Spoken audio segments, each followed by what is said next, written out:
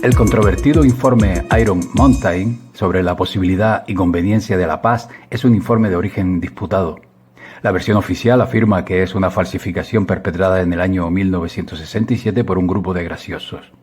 La versión extraoficial asegura que es un documento publicado originalmente en 1966, supuestamente por el Hudson Institute, un think tank sin ánimo de lucro fundado en 1961 y mantenido por las contribuciones de corporaciones como Eli Lilly and Company, Monsanto, DuPont, Dow Elanco, Sandoz, Ciba-Geigy, Conagra, Cargill y Procter & Gamble, a solicitud del entonces secretario de Defensa Robert McNamara, miembro del Consejo de Relaciones Exteriores y de la Trilateral y expresidente del Banco Mundial.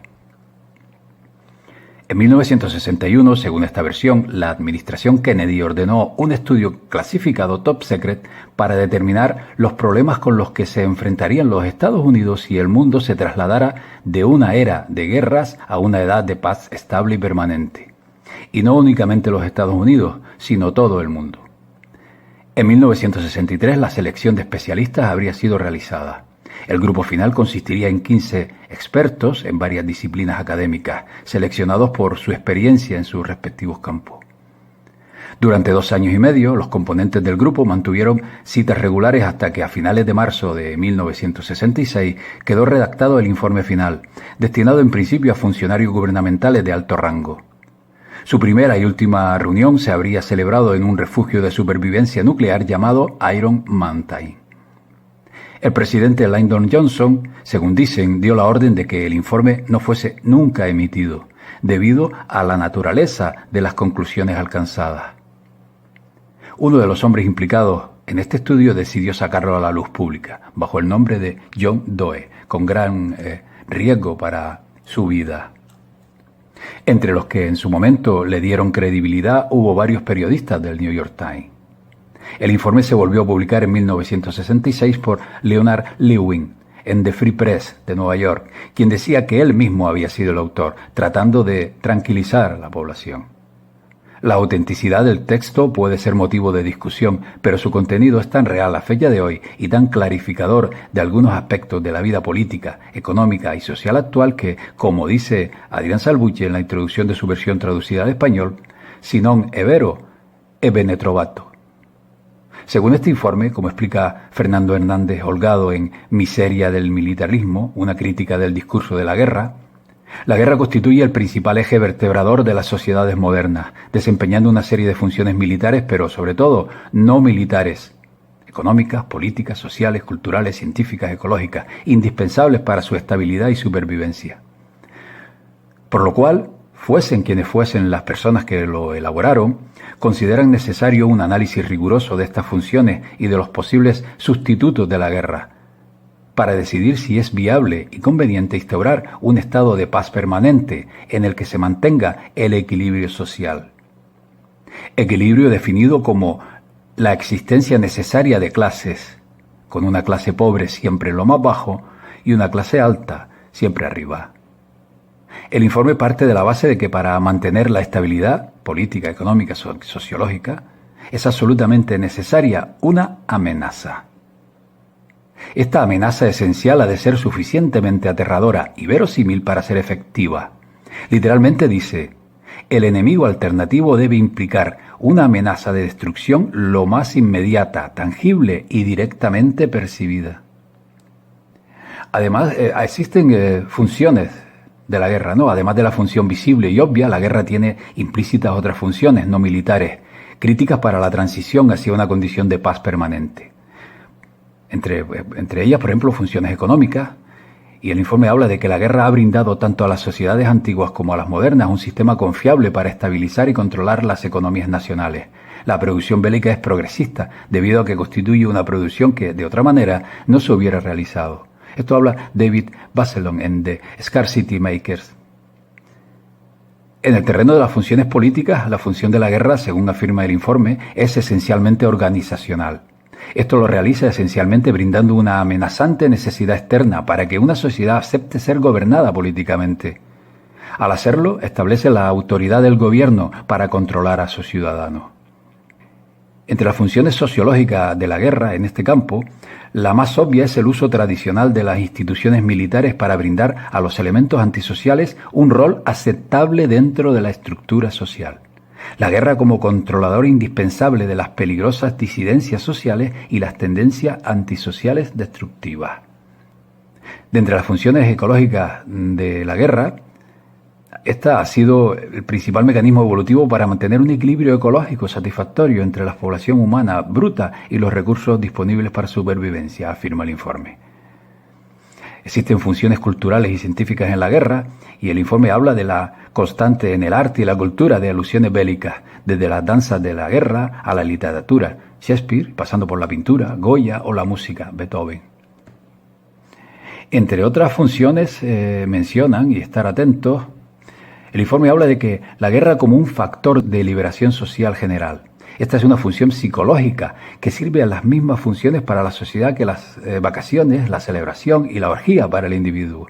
La liberación y redistribución de tensiones indiferenciadas. La guerra brinda el necesario periódico reajuste de los estándares de comportamiento social, el clima moral, y permite disipar el aburrimiento general.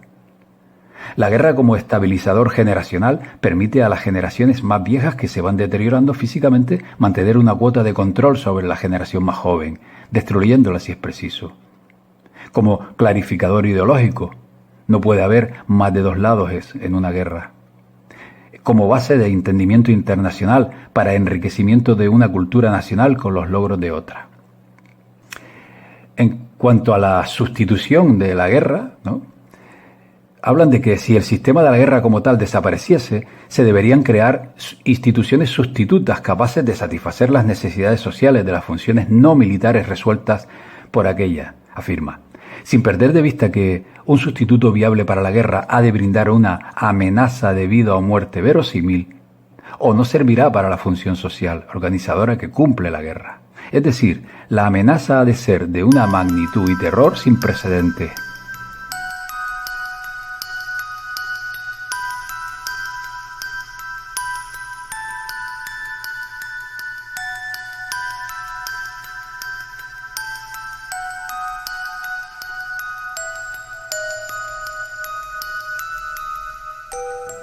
Los potenciales sustitutos de la guerra se van analizando en el informe Iron Mountain, siguiendo los mismos terrenos que en el análisis de las funciones de esta. Mencionaremos según hace el informe, pero no entrar a detallar todo esto porque es demasiado extenso, ¿no? Existen también unos sustitutos económicos, por ejemplo, un programa integral de acción social dirigido hacia la máxima mejora de las condiciones generales de la vida humana. Un programa de investigación espacial gigantesco y sin meta concreta orientado hacia objetivos no realizables. Esto permitiría la inversión de fondos sin límite, ya lo hacen, y sin justificación, aunque adolece del carácter de amenaza inminente que se considera esencial. Un sistema de inspección de desarme permanente, ritualizado y ultraelaborado, y variantes de semejante sistema. La organización de mecanismos de inspección podría ser ritualizada de una forma similar a lo que ocurre con los procesos militares establecidos. No habría dificultad en inflar el presupuesto para tales inspecciones hasta una escala militar. Entre los sustitutos políticos destaca una fuerza policial internacional omnipresente y virtualmente omnipotente. Una amenaza extraterrestre establecida y reconocida. Una contaminación ambiental masiva y global. Enemigos ficticios alternativos. Recuerden, estamos hablando de comienzos de los años 60. Sustitutos sociológicos. Por ejemplo, una forma moderna y sofisticada de la esclavitud. Otro posible sustituto para el control de enemigos potenciales de la sociedad lo conforma la reintroducción, de alguna manera consistente con la tecnología y los procesos políticos modernos, de la esclavitud. Dice el informe que resulta totalmente posible que el desarrollo de una forma sofisticada de esclavitud se transforme en un requisito absoluto para lograr el control social en un mundo en paz. ¿Les suena? Hay funciones motivacionales, por ejemplo, contaminación ambiental intensificada, nuevas religiones u otras mitologías, juegos de sangre socialmente orientados. De la misma manera, habla el informe de que lo hizo la Inquisición española y los menos formales juicios de brujas en otros tiempos, con el propósito de lograr la purificación social, la seguridad del Estado u otros objetivos que sean tanto aceptables como creíbles para la sociedad de la posguerra. Vale la pena, dice el informe, considerar cuidadosamente una institución que combine la función motivacional con la de control, basada sobre el antecedente de la represión étnica organizada. Y por otra parte también sugieren una combinación de estas dos formas. Sustitutos ecológicos, por ejemplo, un programa integral de eugenesia aplicada. La limitación de la guerra en esta función es enteramente eugénica. La guerra no ha sido genéticamente progresista, aunque se está produciendo una mejora cualitativa realmente importante, afirma. Sustitutos científicos, los requerimientos secundarios de programas de la investigación espacial, la asistencia social o la eugénica. Una vez analizado y para concluir y evaluados los potenciales sustitutos de la guerra, se llegó a las conclusiones en este informe Iron Mountain.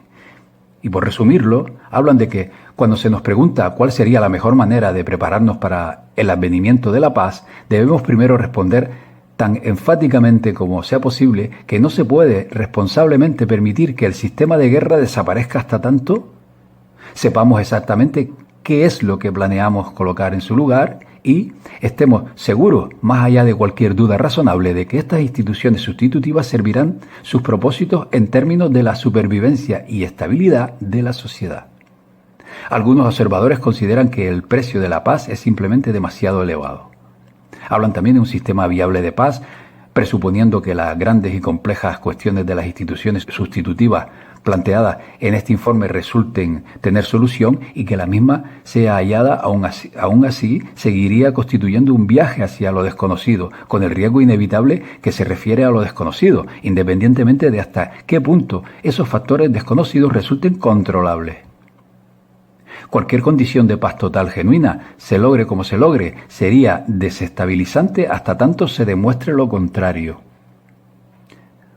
Una última conclusión, a modo de resumen entre tantas, dice que entonces sería necesario para nuestro gobierno planificar con profundidad para dos contingencias generales. La primera, que es la que se refiere a la posibilidad de una paz general viable. La segunda es la continuación exitosa del sistema de guerra.